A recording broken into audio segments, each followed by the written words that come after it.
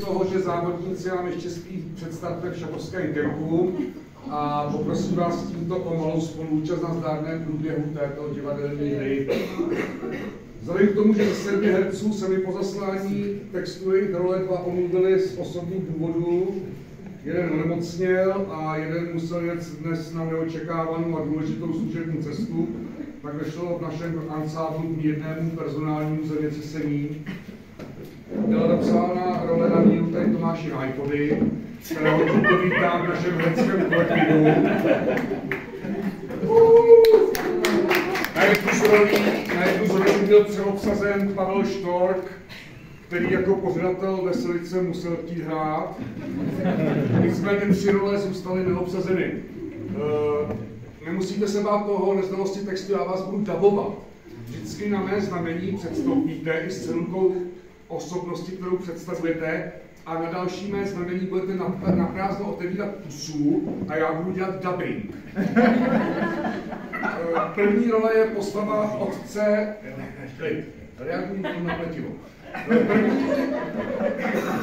První role je postava otce seriálu dlouhého koloběhu tady Pavla Štorka.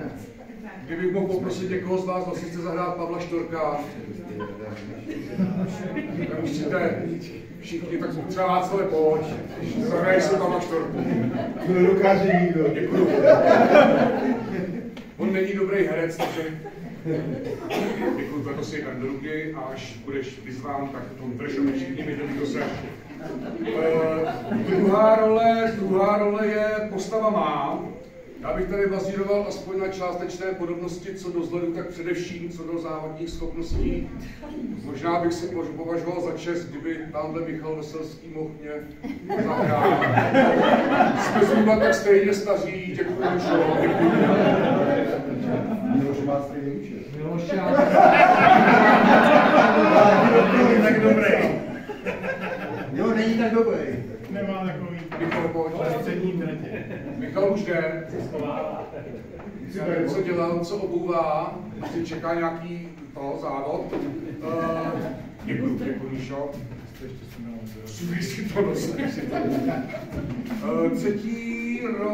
Třetí role je postava Michala Veselského. Kdo z vás bych si chtěl zahrát roli vítěze? Já chci být Michal Veselský. Marčáno, pojď, děkuji. Aspoň jednou vyhraješ cest. Děkuji moc krát. Tak, prosím vás, jenom ještě jedno drobné upozornění. Jediní 2 původně zbylí herci z těch 6 trvali v nejistých textových změnách vzhledem k tomu, že tu mají své rodiny a děti. Dokonce ještě chvilku před touto premiérou přešli do mírné stávkové pohotovosti. Já jsem se snažil ty slova nahradit tak, aby to pokud možno vyznělo pěkně, ale jestli se vám bude zdát, že text je místy posledatý, není to moje vina, ale je to vina úzkostlivých herců. Ještě bych chtěl poznamenat, že pro Tomáše Hajku je to první zkouška, generální zkouška, premiéra a já předpokládám i derniéra. A já vidím, že závodníci se nám probouzejí.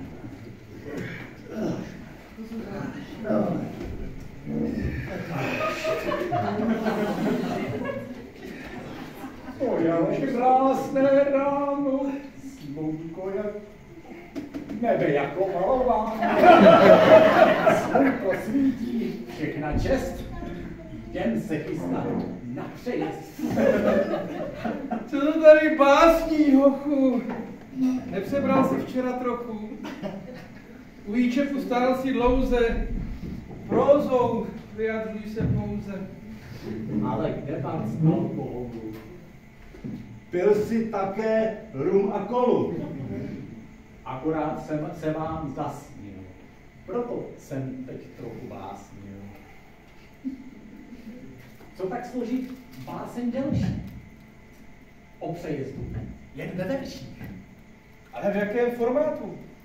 Navrhuji sonátu. Sonáta má přísné rýmy. Autor by měl z toho splíny. Odě, té není rovno. Sonáta je na krajně nepodná. A teď rychle zbalit krámy. Vždyť už jsme tu skoro sami.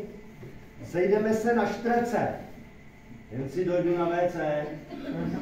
To až potom, během cesty. Hned během první siesty. Za chvíli se startuje. Pavel tam už vartuje. No tak fofrem, nalít vodu. I když jedem na pohodu. Jdem do toho po hlavě, ať jsme brzy v Moldavě. Tam si připravím. Tak stavím a budete na značku. Já to udělám takhle a budete, jakože vidíte. Oni to nepoznají. Tak, vážení diváci, než se herci sednou na svá přibližovadla, dovolte, abych vám objasnil aranžmá hry. Jak vidíte, nechtěli jsme nijak upřednostňovat žádného výrobce koloběžek, protože nechceme žádnému výrobci koloběžek dělat reklamu a tomu ještě navíc úplně zadarmo. Takže je nám jasné, že každý má svou oblíbenou značku a proto budou koloběžky představovat tyto anonymní, krásné, zcela bezpečné a stylové kostky.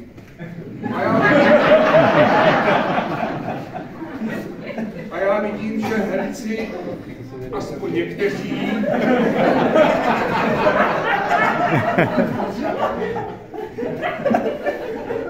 jsou již na svých místech a proto necháme hru opět plynout. To je lidí ze všech dálek. Kde pak je náš Tomáš Hájek?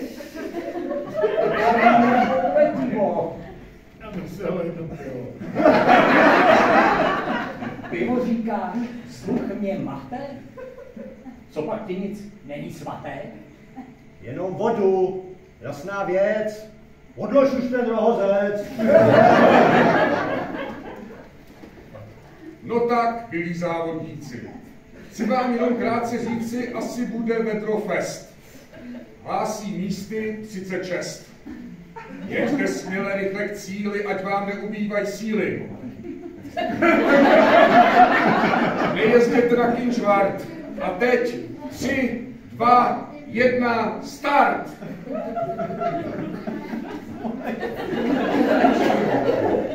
Už to jede, už to fičí.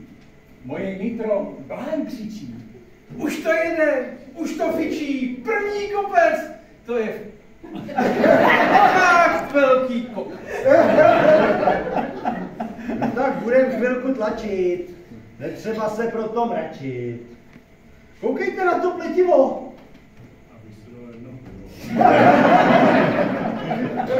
Žádné pivo, ty snad blázníš. Pivem už nic nezachrání. Co máš v nohách, to tě nese. A hele, jedem v lese. Cítím se jak za mlada. To je Česká Kanada. Přírody jsem znalec. A teď hurá na Hradec. Je to ale pěkná trasa. Jak loni, stejná krása. Vyjeli jsme z Veveří, dojeli jen někteří. Někdo skončil v pivováru. Jiný nepodlehl zmaru. A poté zase za svou snahu dostal až před Osodlahu. Nicméně ty jeseníky v názvu nízký, to fakt díky. Ne však každý šťastlivec vyjel až na Sovinec.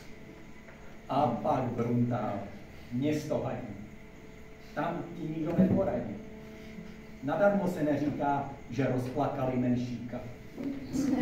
Já měl jednou na mále, na náměstí v Bruntále. Ale není má vina, že letos je tam bílina. Asi zítra, kdo pak ví, snad se nikdo nezrakví. Oplot nebo opletivo.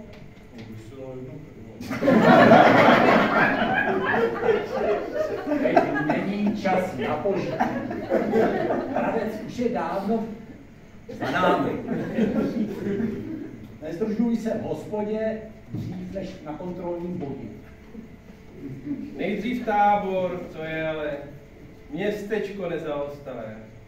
Samá pumpa, samý krám, před bodem si něco dám. To jsou kopce, to jsou výšky. Kde pak je ta výzka chyšky? Je tam i pěkný lokálek. Tam nám zmizí Tomáš Hájek. Ale jednou bylo.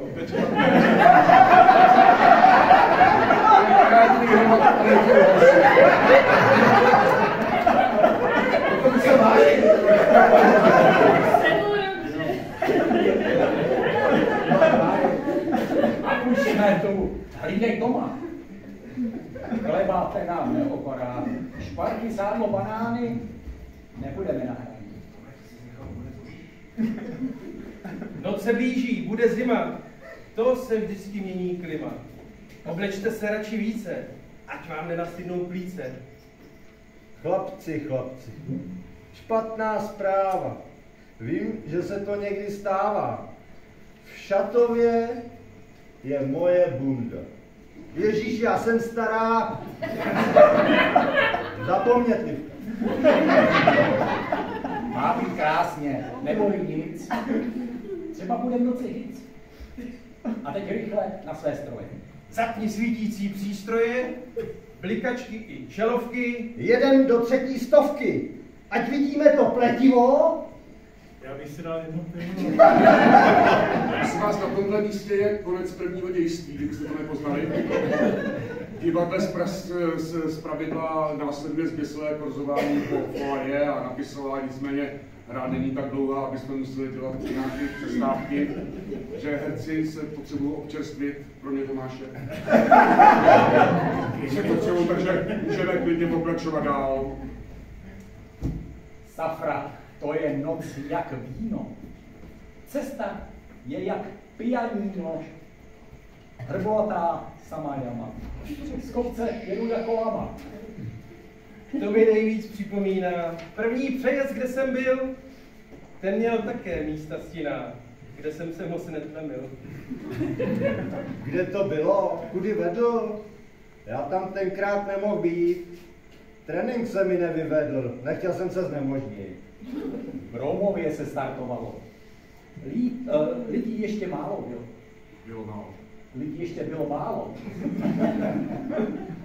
Radost skoro dětinská, když svěl kopec do Hlinska. No ale pak přišlo story na téhleté výpravě, když si potkal různé tvory na náměstí v Jihlavě.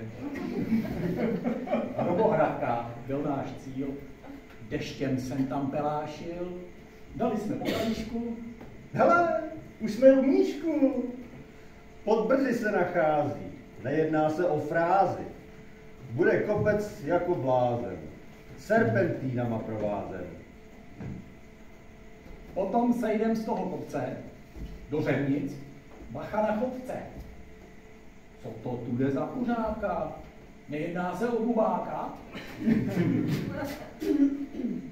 Je to bubák, to je jasný, milý, pohledný a krásný. Také hraje dobře tenis a má asi velký příjem. Nazdar, Bube!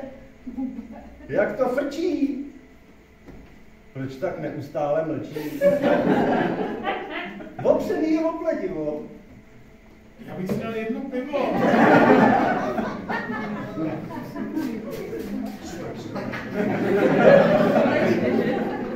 Žádné pivo! Koukej, Tome! Je mi to tu povědomé. I když nejsem na ženský, to je týnec panenský. Dolou je to jenom chvíle, tak nám tady přestaň chvíle. Potom šofrem na stupátko, bílina je zakrátko. A tam chlapci nestavíme. Hned na startu říkali, ať se tam moc nebavíme, kdyby na nás pískali. Ale to se nechá zvládnout. Bez zastávky, bez stání. Jenom za bílinou zahnout, na silnici postrání. Bude vršek, malá Sněžka, říká se jí Moldava.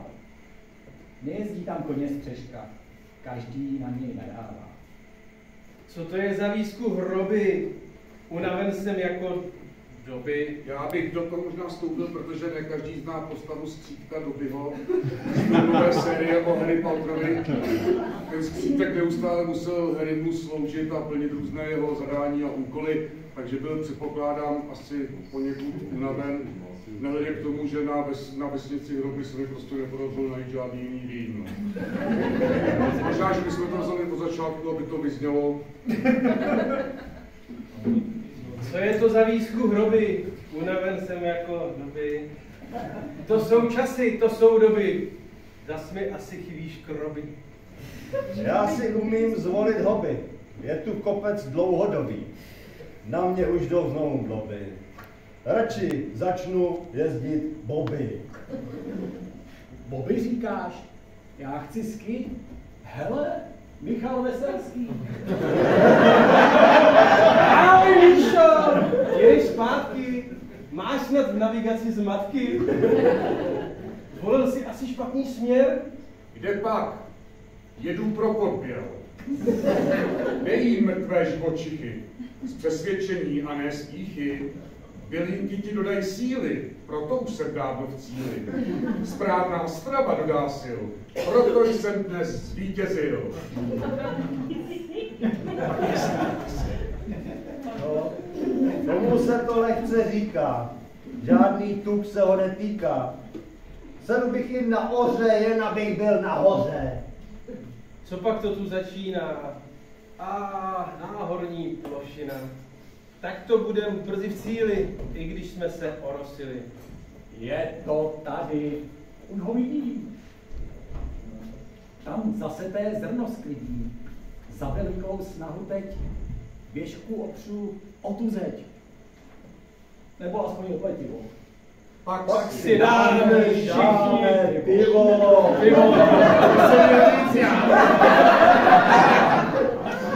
A to je všechno.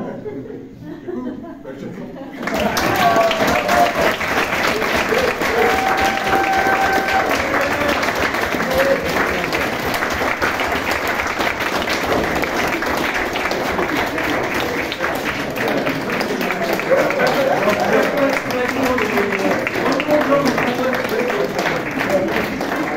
Tomáš Hájek!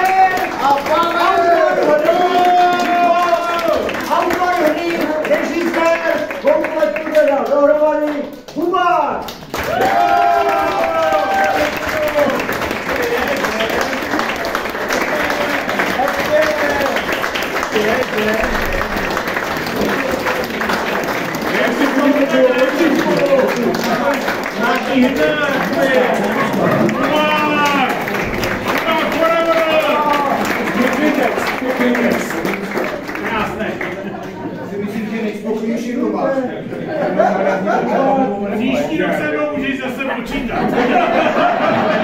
Ale nic složitějšího. ale Výborně, já to vím. To je jedno věc.